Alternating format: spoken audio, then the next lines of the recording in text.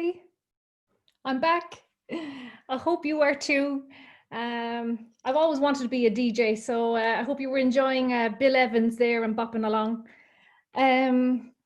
Well, it's great to be back, and we've come now to our last session, our poster session of this MISTEC Virtual Seminar 2020.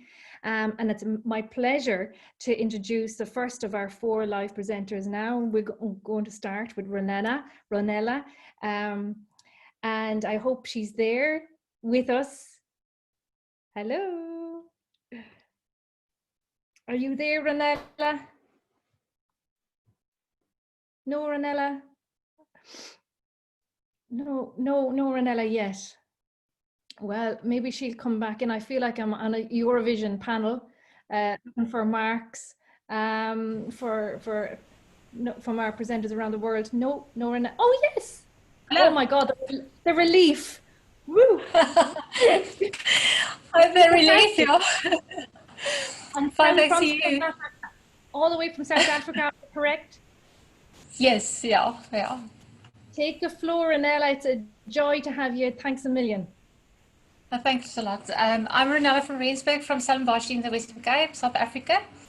I have a privately owned music studio and I teach piano, flute and music theory, mostly preparing students for external exams, aesthetics and competitions. The external exams include the available examining bodies in South Africa, which are ABRSM, Trinity College London, London College of Music and UNISA. I enter my students for grades, diplomas, certificates and licentiates, aesthetics and competitions. The practical side of my lessons plays the more prominent role, but in saying that, I firmly believe that music literacy plays an extremely important part in the achievements of students, as well as in the speed with which they are able to learn, memorize and retain new repertoire. As you can see on your screens, the title of my post is Music Literacy, Sourcing the Ultimate Resource. I think the first question coming to mind is, what is the importance of this research? There are so many excellent music literacy resources available online, as well as books, videos, textbooks, handbooks, etc. Why would I spend so much time on a term as frequently and maybe overly used as music literacy? Well, on the one hand, most available resources are focusing on one area of learning, for example, music theory, sight reading, improvisation, oral, etc. But not a lot of resources are actually combining and integrating these areas of learning. That leads to some of these learning areas not to be covered in a lesson or even touched at all in a whole semester. And that led me to having quite an extensive number of books and resources at hand in my lessons, and having to search in each of those for the appropriate level and applicable exercises for the exams my individual students are preparing for. In my in-practice research, I am making use of the definition of broomhead from the United States, combined with that of the National Literacy Trust in the United Kingdom. Broomhead claims that music literacy is all the aspects encompassed in the terms performer, creator, listener, and thinker. And the National Literacy Trust defined music literacy as the integration of the teaching of listening, note-making and critical thinking with writing. I am therefore creating and preparing generic questions beforehand, and then I apply that to the individual students' repertoire pieces in the form of worksheets planned over a number of weeks. The type of questions in each unit of the worksheets reflect the stage in which the student's learning is at that current stage. The stages that I'm using are based on the stages of learning originally stated by Piaget in 1936, and which are used by a lot of psychologists currently. These stages are in layman's terms and broad terms the following. The first stage, I don't know what I don't know. The second stage, now I know that I don't know and want to improve. Third stage, I know how to do it, but I have to concentrate on my task. The fourth stage, I'm on autopilot. I can do it with ease and habitually, which isn't the ideal one yet. And then in the fifth stage, flow and mastery. The first set or unit of questions based on the first stage of learning, which is I don't know what I don't know, is mostly focusing on understanding the piece for example, know the key of the piece and whether it's modulating. Also making sure that all symbols and terms are known, the form and structure of the piece, identification of patterns, motifs, the reading and clapping of relevant rhythms, etc. These worksheets are available as PDF files and therefore extremely easy to email, share or export in other formats for use by my students. A lot of them use the files also as JPEG or other files to easily do it, and it doesn't take that long to download, so it's easy downloadable and not that big a file. In this time of COVID and online learning and reflecting on the topics covered today, I'm extremely excited about the relevance of and development of the integrated music literacy approach. A few examples are available on this poster and on my video, and if you want more examples of this, you're welcome to contact me. Thank you to you and for this wonderful sharing opportunity. Thank you, Ronella. And I would really urge people to look at your video because it gives another insight into your approach. And I really appreciate the music literacy integrated approach. And I wish it was something that was available when I was learning piano.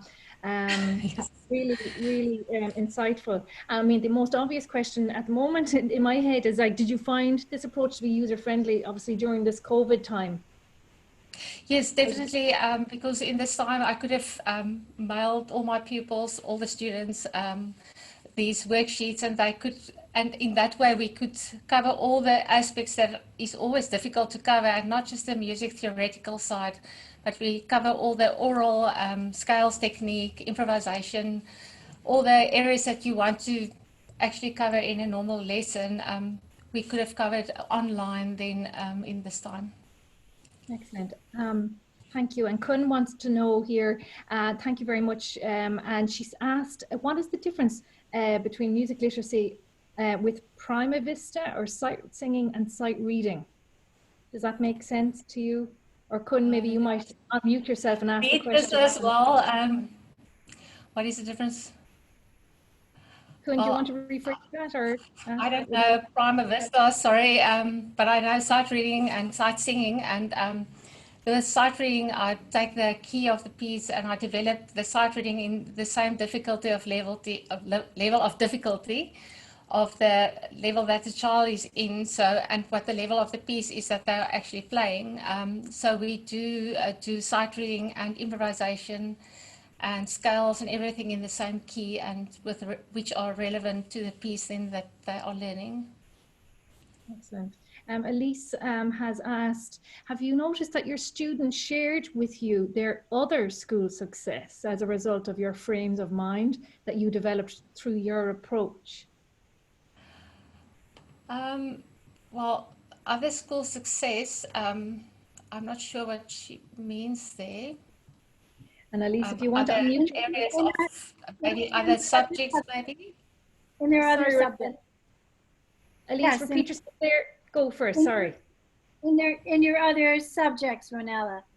So it's obvious that the approach would help. I'm just wondering if the students actually told you that it did help. In their well, they didn't exactly tell me that because I'm at a private institution. I teach students. I'm from South Africa and we have students from all different schools. So in this area, I teach quite a number of learners from different schools.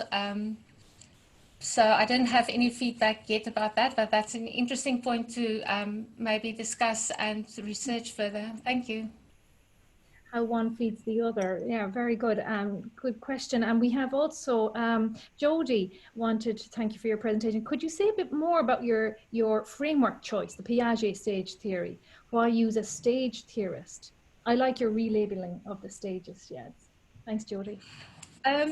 It's been developed, his thinking was developed by quite a number of people. One of the people that I can just maybe look here and mention is by Noel Birch, and he used the model theory as well. And there are quite a number of other people in the psychology area and with other subjects that are using these stages of learning. And I quite like to take that stages of learning of other subjects and other things. It also applies to learning to walk, to learn to read or write in the normal other subjects or other areas of life. So I use those stages to apply to music and music learning of new repertoire and repertoire in my studio. Excellent. I was also thinking, you know, you mentioned note making in your framework in the video. And I was actually wondering if at all, if meaning making, that aspect played a role, if at all, or, you know, in terms of sound before symbol, or would yes, there be maybe any audiation, all those things of being able to hear in your inner ear what you're going to sing or going to sight read or actually going to play from the piece. And that's why I like the integrated approach, because then you can actually do the inner hearing and inner singing and the learning before to kind of help with the learning of the new piece and the new repertoire. And then the whole aspects of music theory, of note names, of where it is on the piano, all those things combined are making so much more sense, because then they actually see, oh wow, this note that I'm learning there is on the piano, it sounds like this, I can sing it, I can try and clap the rhythms, and it's a nice progression from being able to just analyze the piece. It's kind of analyzes at the beginning that is growing to the end of the piece, into being able to perform the piece and being able to understand the piece in a much more understanding way, not just by rote or just by playing muscle memory, you know. Yeah, of course. I mean, we're running out of time, unfortunately, but Lexi has said because of the pandemic, the ABRSM made changes to the test and tends to be a pure performance test. What do you think these changes will do to impact music literacy teaching, if at all? That's how I'm Well, interpreting. it will definitely impact it if you are a teacher that is only concentrating on repertoire and not on anything outside that. But I think the average one-on-one instrumental teacher really likes to teach their pupils the other things that are adding to learning the piece. So I think it might change the examination scene. But I quite like what's happening with Trinity. I actually have pupils playing next week Trinity video exams. And the advantages of that is just immense compared to having just one chance going into the exam room, having one chance to play, while with the video performance, you can actually say, okay, well, the last day that we have is on the 31st of July, but we actually have tomorrow to also try again and improve. And then the kids actually go home with their video and they see what I've been saying, maybe not opening their mouths big enough to breathe for air for the flute playing. They can actually see what I'm saying is actually there on the screen, so that they can realize that. So there's a lot of new things that I think that is going to add to very excellent teaching. Super, super. Ronella, thank you so much for your time. Keep the conversations, the private chats going on the chat bar and into the breaks and on Facebook. Thank you so much, Ronella, and thanks for your time and for sharing with us. Thanks, Marie-Louise. Thank you. Thank you. So I will move on and we will welcome our next poster presenters. Actually, there's a team of presenters here led by Michael Alexander, along with his colleagues and contributing speakers. So we've MicheL Henry, Kelly Hollingworth, and David Montgomery. And I hope they're here. Are you all here? We're here. Yes. Thank you. Michael, if you want to take the floor, and you're very welcome. Thank you, Marie-Louise.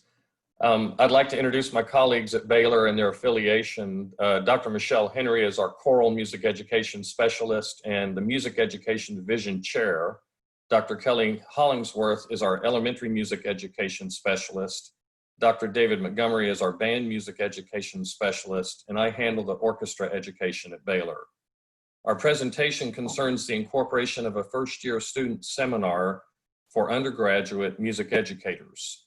Researchers have found that first-year seminars are offered in some form at over 90% of colleges and universities in the US. They're used to develop skill sets often lacking in college students upon arrival. They increase commitment to lifelong learning and development of complex learning skills. They lead to higher retention, increased graduation rates, and continued affiliation with the institution. Undergraduate seminars also provide a tool for the discernment of professional identity. Designed and first implemented in 2015, our freshman music seminar at Baylor University is an award-winning new student experience course, recognized from among approximately 150 similar courses across the university. Topics covered can be broken down into 3 broad areas: college skills, musician habits, and educator mindset. College skills topics have included Welcome to Waco and Baylor activities. We're in Texas, by the way. Time management, academic citizenship, stress and anxiety, a what kind of learner are you exercise, a power of failure, reading and discussion, email etiquette, and 100 things to do before you graduate. Musician skills topics have included hearing, vocal, and musculoskeletal health, entrepreneurship, scheduling, study and practice habits, a life balance essay, and an introduction to the music library. Topics to develop an educator mindset have included teaching as a calling, resume writing, leadership in the classroom, and observations of teaching. We're open to your questions about the freshman seminar course, and I would like for each of my colleagues to unmute themselves so that they may respond as needed. Thank you. Thank you so much, Michael. I mean, as I wait for comments to come in through the chat, I had more of a question about context, really, just in relating to the size of the program, in terms of the number of students. Like, what numbers are we talking here for a first-year seminar, for example? And how is that divided up between music students and music majors, or is that decided in the recruitment process? So there's a lot of questions there, sorry. The School of Music has about 300 music majors.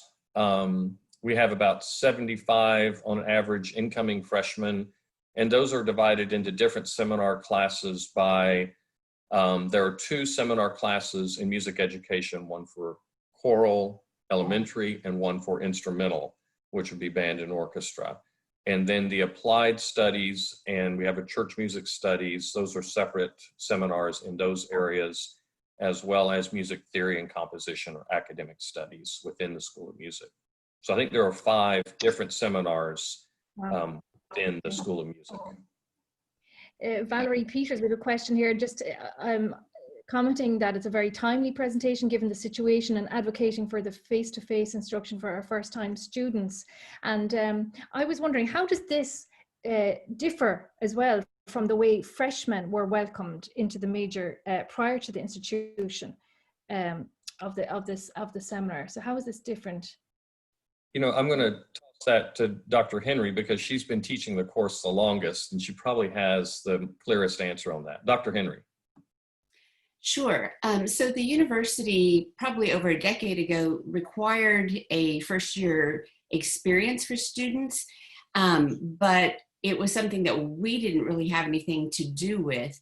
And so when we decided we're going to take this into our own hands, it gave us an opportunity to see our students from literally the very first day that they arrived on campus, because we even have these groups meet during the welcome week time, but prior to coursework starting.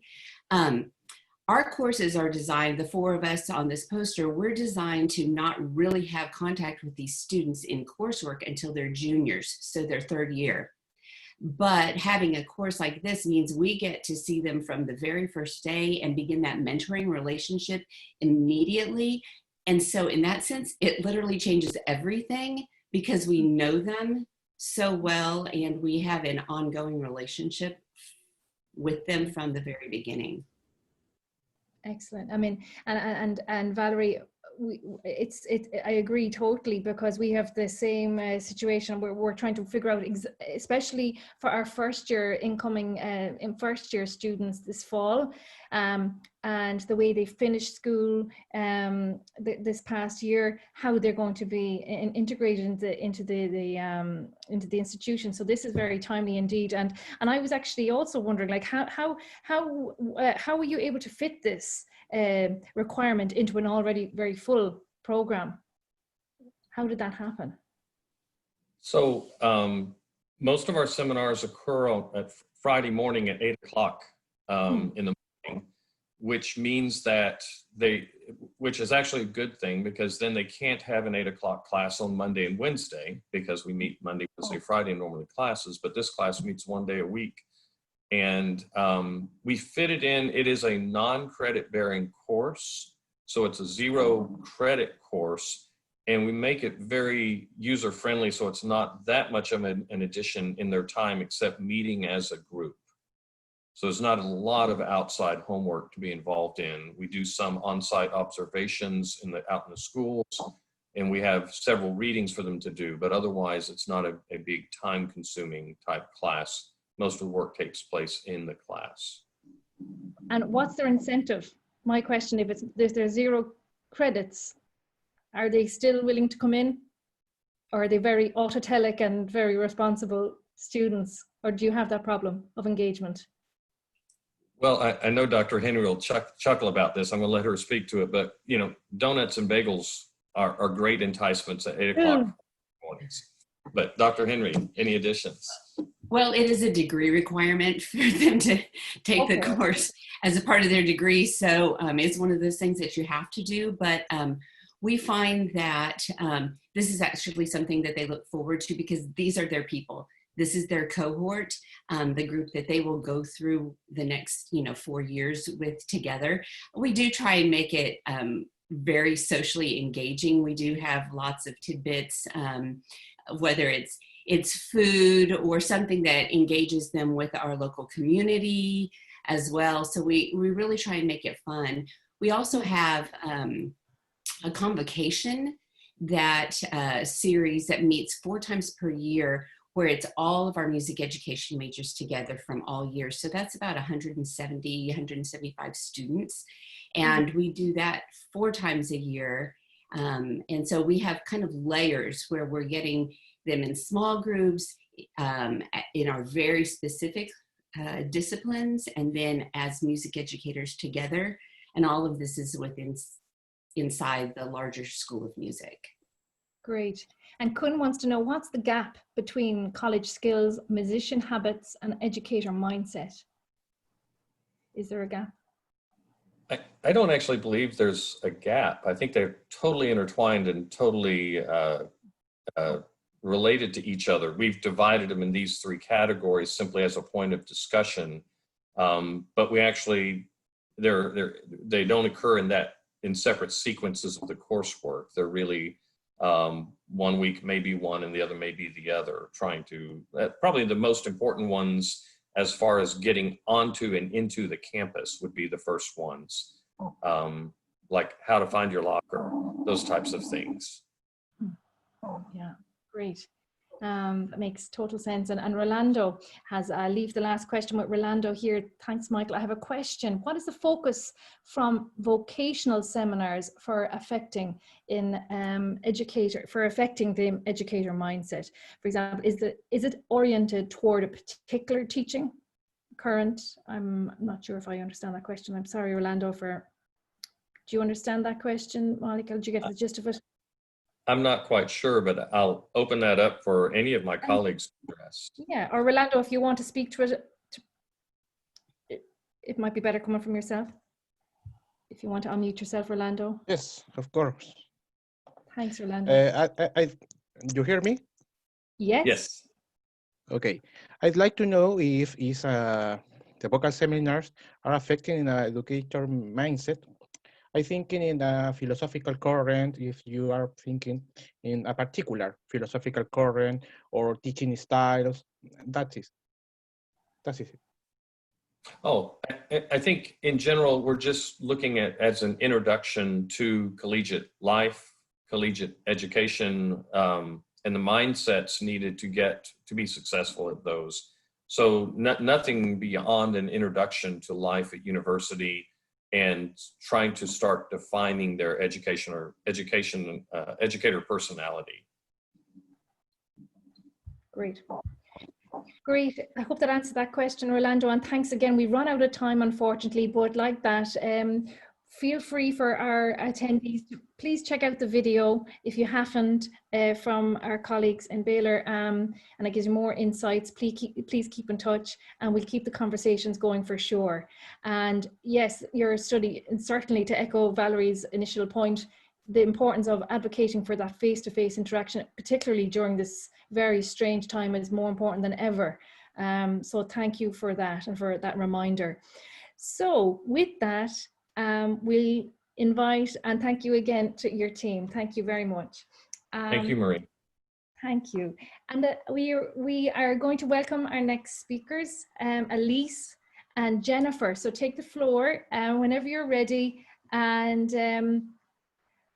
you can introduce yourselves. Go for it. And thank you for coming. Hello and welcome 2020 participants. Thank you for attending our session, and thank you to the MISTEC commissioners for inviting us and facilitating this unique and historic virtual conference. I know so much good is going to come from this. At the MISTEC conference in Prague, I was privileged to speak about music-assisted P12 life learning across teacher preparation programs. And today I very much wanted to present a follow-up to that by introducing to you P12 assessment preparation. So throughout my years of teaching in general and special education, I concurrently worked at several different public and private universities developing and teaching music and special education courses. And I noticed through direct observation, discussion with other professors, and students' own reflective comments that Dr. MicheL's collegiate teacher candidates confidently and consistently demonstrated high levels of musicianship. I discovered that part of the secret here was her literature-based skill building sequence and continuous rating scales, and applied inclusively to choral, instrumental, and general music settings. The P12 learner, no matter what developmental level, continuously moved forward with their achievement being recognized. This process is highlighted in our visual diagram here of the wave. To tell you more, I am delighted to introduce to the MISTEC community my co-presenter, Dr. Jennifer Scott Miceli. Thank you, Dr. Sobol, and again, thank you, MISTEC participants and commissioners. It is a pleasure and an honor to have the opportunity to speak about the literature-based skill-building sequence and continuous rating scales that LIU Post music teacher candidates experience in their elementary general music methods, secondary choral methods, and choral ensemble rehearsals. The skill-building sequence, which is applicable in band, orchestra, and chorus, and general music settings, breaks down musical phrases focusing first on rhythm learning and then on tonal learning, which prepares learners for successful combined music reading experiences, also known as sight reading. The skill-building sequence promotes multimodal and multisensory learning opportunities such as audiating, patching, swaying, tapping, chanting, echoing, signing, singing, and eventually reading culturally diverse folk song notation, which includes diverse tonalities and meters less familiar to Western ears. Rating scales also center on literature-based rhythm and tonal content and are evolutionary in nature. They are designed to acknowledge basic learner abilities as well as abilities typically associated with the high music aptitude learner.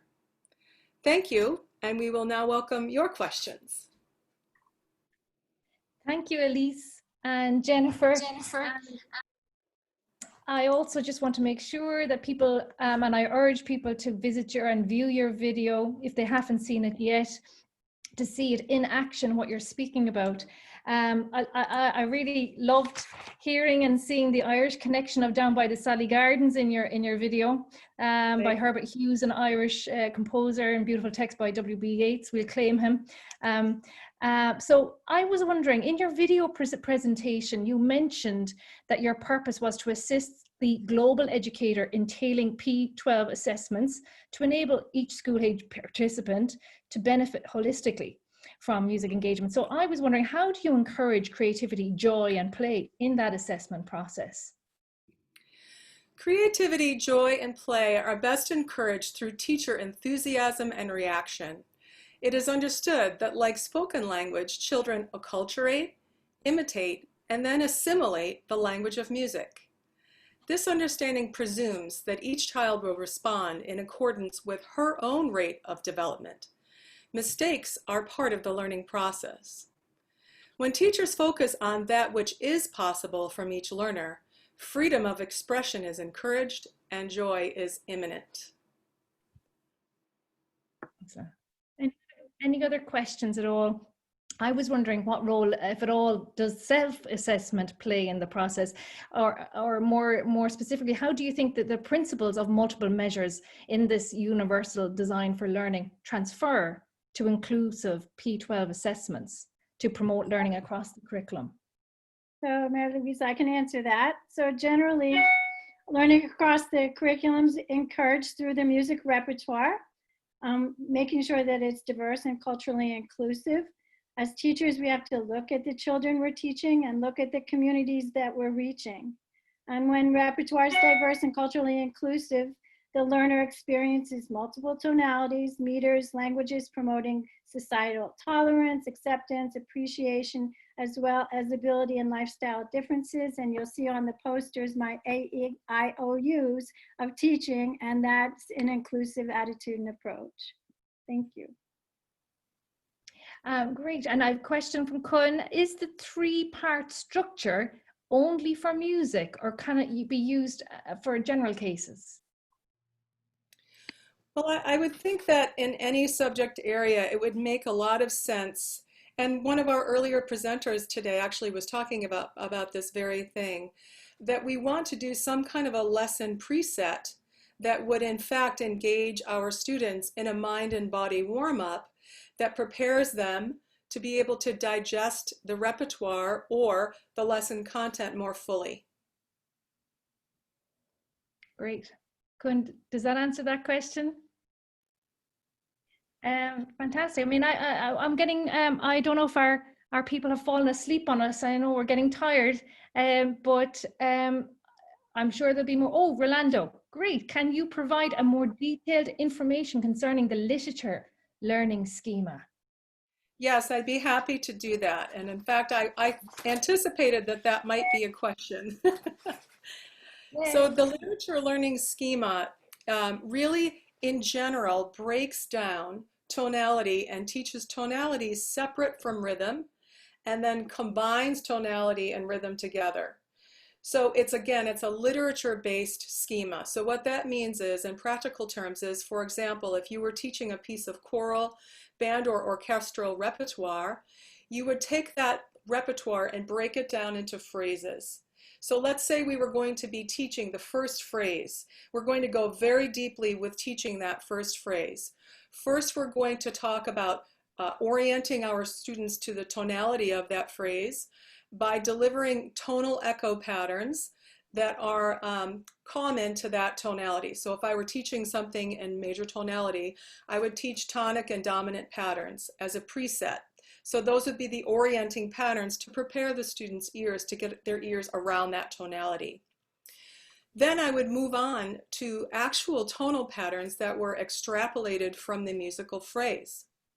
So I would create what I call a tonal skeleton, which actually pulls out the pitches separate from the rhythm of the phrase that I'm going to be teaching. And then I would deliver those tonal patterns to the students separate from rhythm. So they would be echoing those. Then I would present those tonal patterns specifically in notation. So then they would be bringing the meaning to the notation as a function of their audiation skill. So we take this same process and we apply it also to rhythm learning. And we want to also engage the body throughout the learning process. So with tonal learning, they would be doing solfege signing. And with rhythm learning, they would be doing movement. So it would be kinesthetic, because we know through research that rhythm lives in the body. So they would be deeply engaged in rhythm learning through tapping the macro beats in their heels, patching the micro beats in their hand, and chanting the melodic rhythm. Great, Jennifer. That's very comprehensive, and thank you.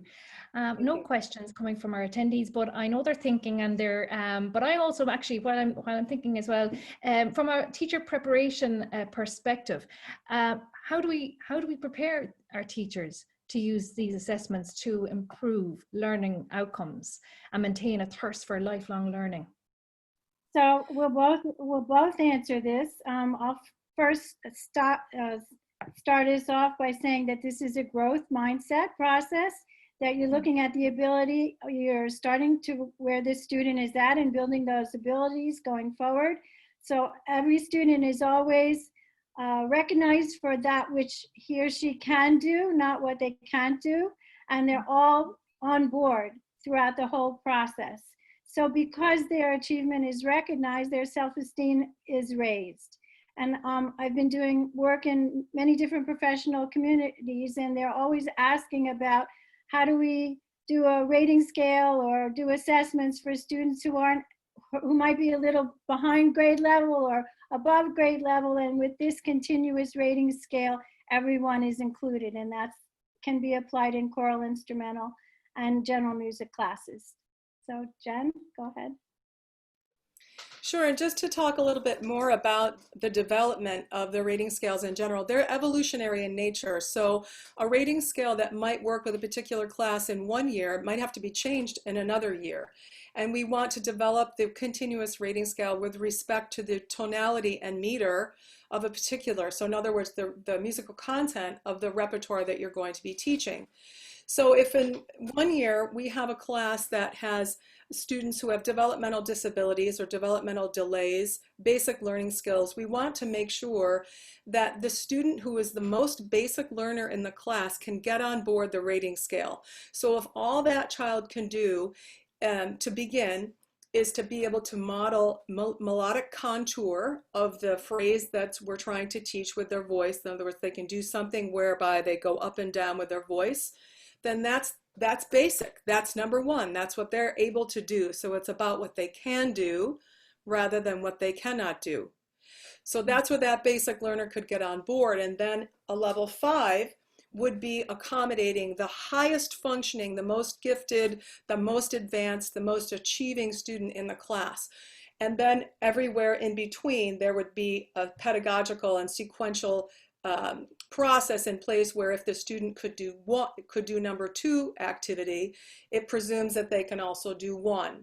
If they can do number 3 behavior, it presumes that they can also do number 2 and number 1.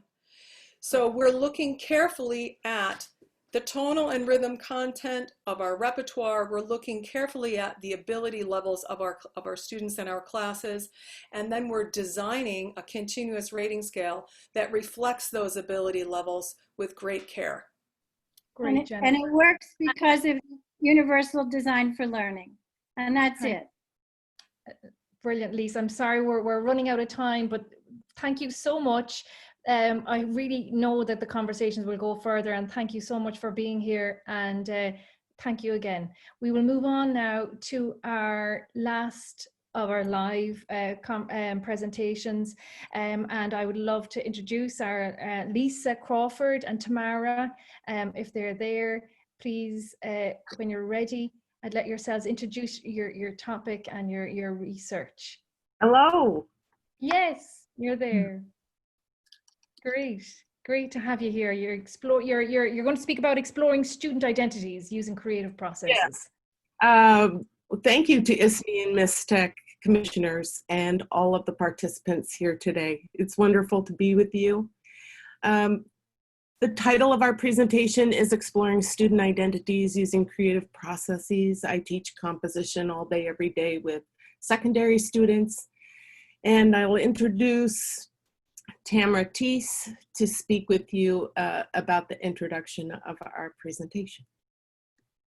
And I am Tamara Thies, and I am the coordinator of music education at California State University, Long Beach. I teach undergraduate, post-bac, and graduate students, so I see them across the spectrum.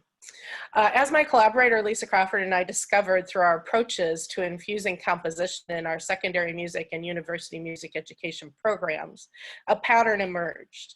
Lisa works with secondary students and noted that the composition strategies she implements focus more on building collaborative skills, whereas the university students I teach are so embedded in large ensemble practices that the strategies I use focus on music educators finding their personal voices and musical identities.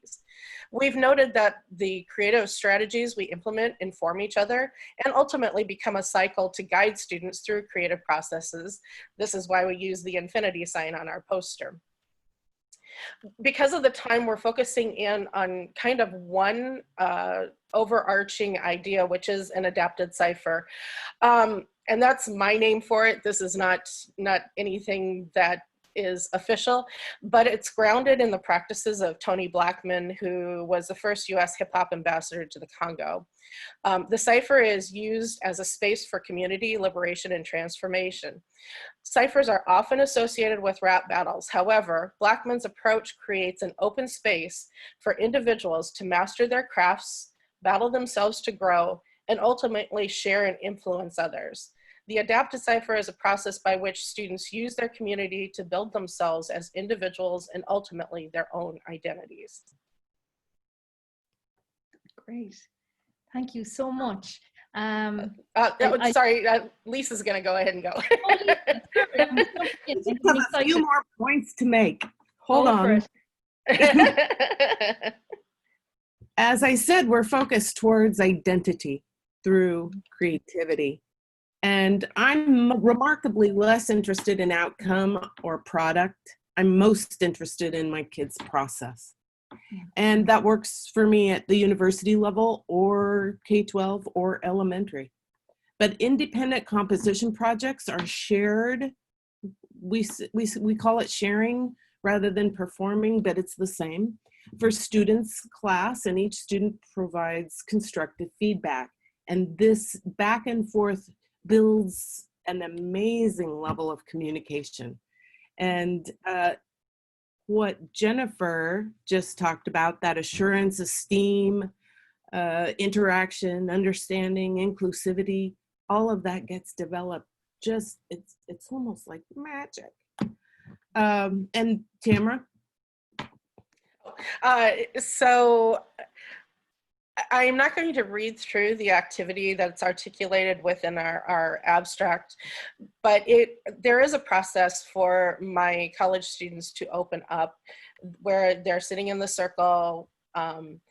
They create melodies, and then they based on adjectives that they've gone through this process, and then they create duets after listening to each other. One of the things that I really notice with my students, because most of them are very performance focused and large ensemble performance, is the implication for my students is that that short melody is very manageable and it starts to open them up. It builds their confidence. The collaboration provides reinforcement of ideas and that they can do this. And then by the end of the semester, when they actually wrote a full composition, they now started to see themselves as having compositional skills, in addition to performance skills, in addition to teaching skills. And they started to get a comfort with being able to guide others in composing. And I will, just as an aside, when we had the sudden transfer to online teaching out here, my students immediately went to composition and songwriting with their online classes, and it was amazingly successful. That's just an aside. Okay, we're done. Well, I think that's really important. I think that's really important to mention. I mean, as a teacher, educator of secondary school teachers as well, I love this idea that the cipher framework offers a space for community liberation and transformation.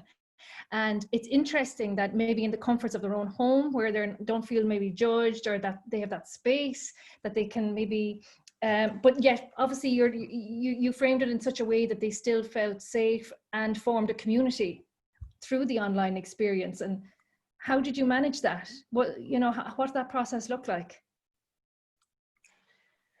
I honestly believe that it was the activities that we did in the classroom before we went into the composition, before we were forced to go online. It was that community that we started to build, because I did this cipher right, I think it was exactly the week before we went into our online setting. And they started to see each other in different ways and support each other in different ways. And so we just transferred that online. I did a lot of breakout groups. They shared what they were working on with each other. I gave them guiding questions. So they did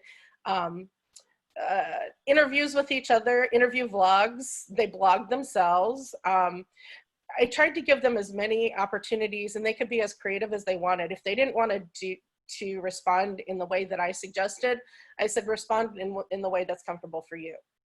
And a lot of them did try the things that I asked them to do. In fact, most of them did.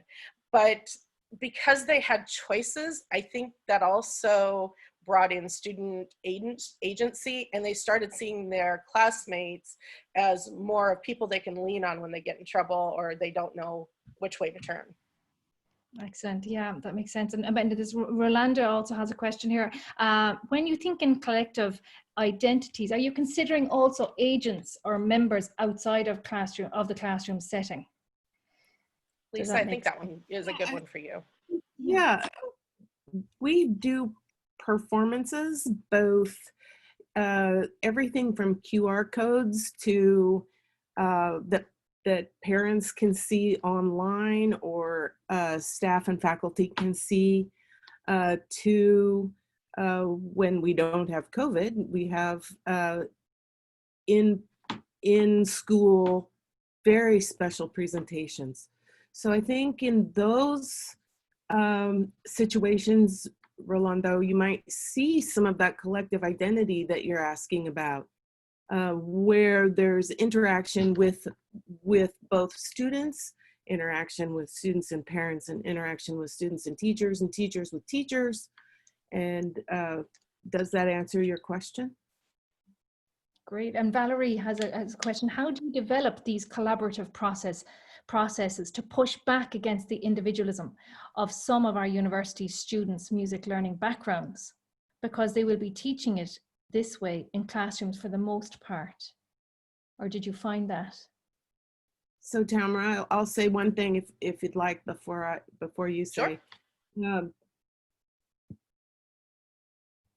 While it sounds like there's less of a focus here on the individual and more on the collaborative, I think it goes both ways in a very strong way.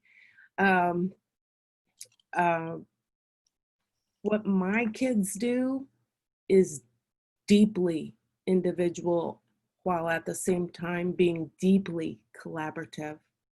So I don't know if this has to do with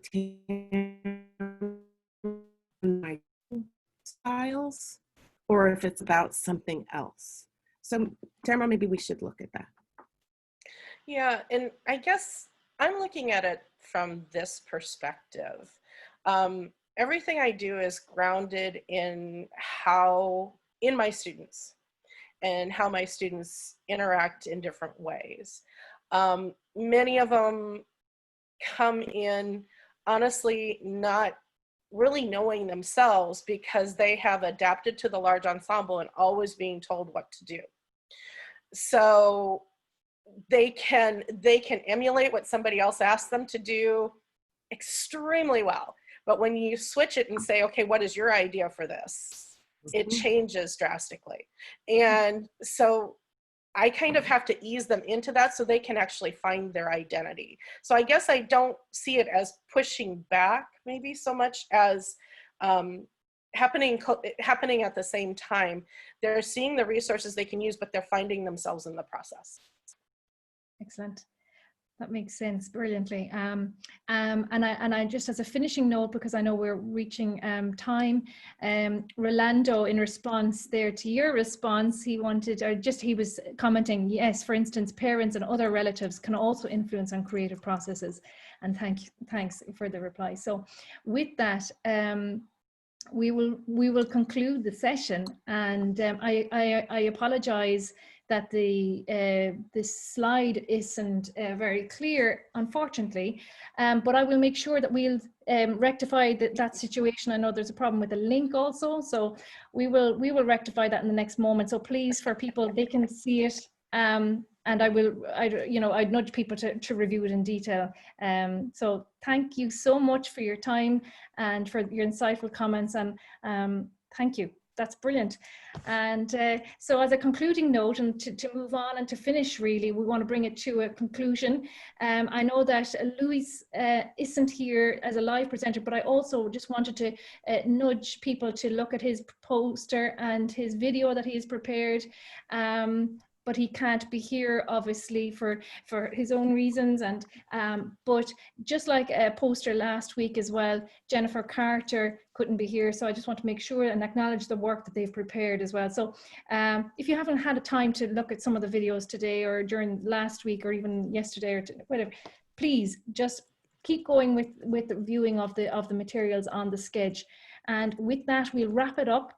And I am so honored that I've been here with you for the last 2 days with my fellow commissioner, Lily.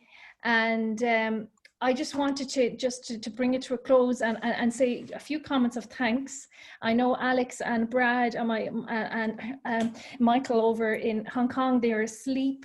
Well, maybe they're awake and they're still popping in, but I just wanted to say that MISTEC, obviously, this conference is coming to a close, and I don't think we're going to forget it for obvious reasons. This year, coincidentally, signals a final cadence in my role also as a commissioner for the past 6 years. As I mentioned in my welcome video, it has been truly humbling, inspired by past commissioners and indeed in awe of my fellow commissioners, Alex Ruthman, Brad Merrick, Chi-Hun Leung, Lily Chen Haftek, and Maria Cecilia Hoquera.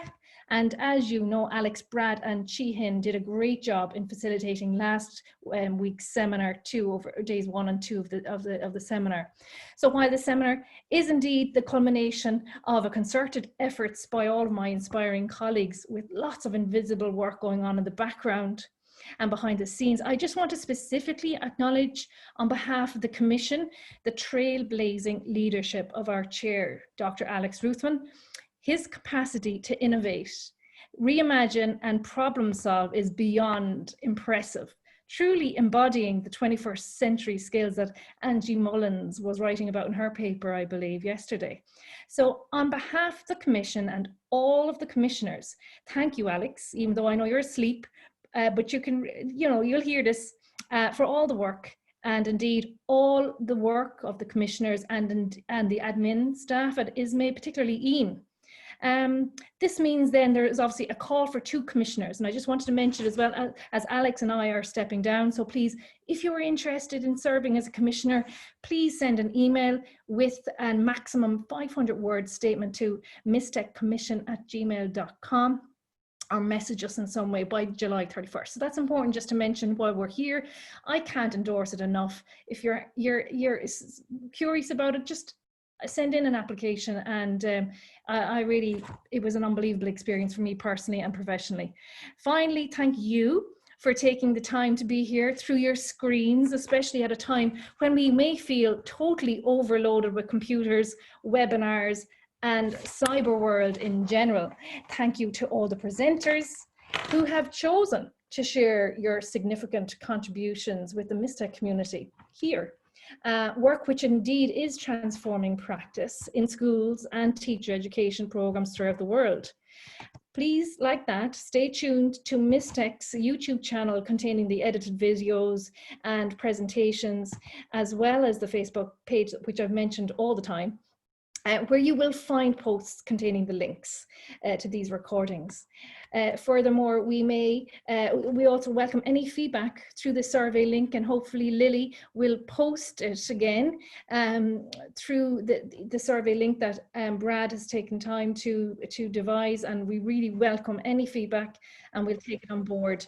And finally, as a final note, to echo the sentiments of John Dewey, while we have certainly arrived at achieving the goal of this virtual seminar, this moment certainly marks the starting point of another, and that's planning for MISTEC 2022 in Brisbane.